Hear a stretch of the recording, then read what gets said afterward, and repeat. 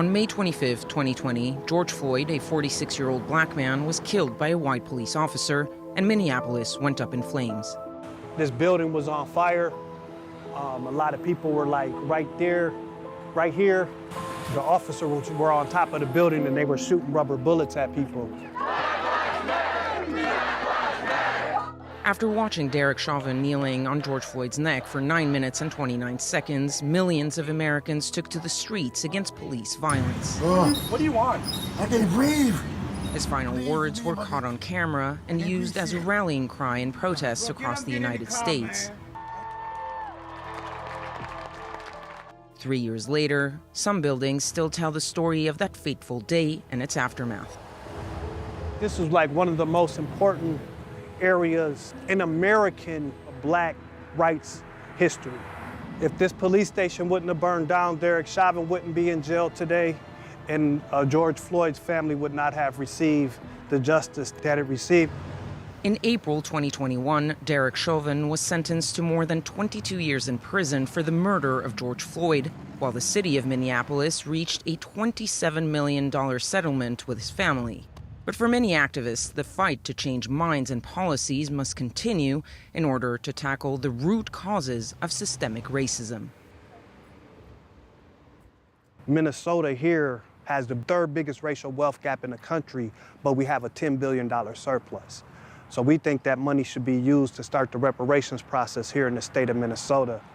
And it's not good enough for our public officials, whether it's the governor or mayors, to just come out or come to a funeral or say, I feel your pain. We need them to do something about our pain. Since Floyd's death, hundreds of streets and buildings honoring controversial figures have been renamed and Confederate statues torn down. New monuments honoring the diversity of the U.S. are being erected, with Floyd joining a long list of civil rights heroes. It's a monument that's going to stand for a lifetime.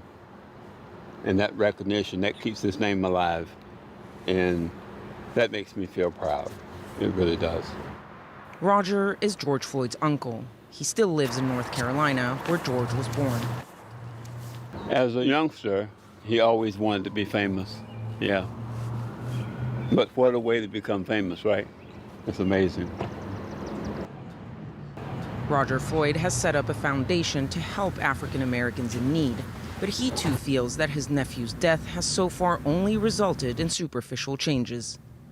George Floyd's death has impacted the world from the standpoint that a lot of people are woke. But it's just like going to a pep rally. We are hyped when we are there. We're just emotional involved. But when everything is over, we retreat and we do nothing until the next event takes place that brings us back. And that's what has to change. Floyd's death had an even bigger impact on younger Americans looking to build a more just and fair society. At Howard University, one of the country's 107 historically black colleges and universities, many believe change can come through higher education.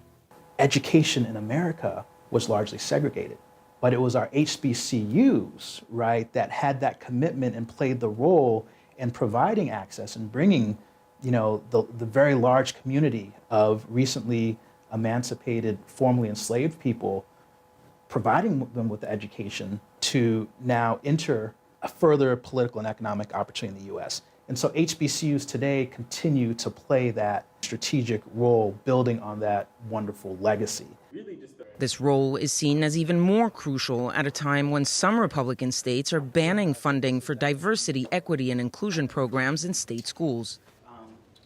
Not only have we struggled with how to talk about race, now we actually have folks who are putting in place legislation and proposing policies that prevent us from even having that conversation, as if having the conversation itself is problematic.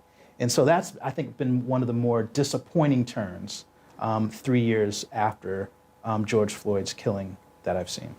If you're to ask me as a Warrington Sabri is a second-year law student. He was 23 when Floyd was killed and remembers thinking he had to do something to make things change. It reinvigorated a lot of us as Black leaders to say, okay, well, what's going to be our new strategy? How can we capitalize on this moment and not make sure that it's not just a moment?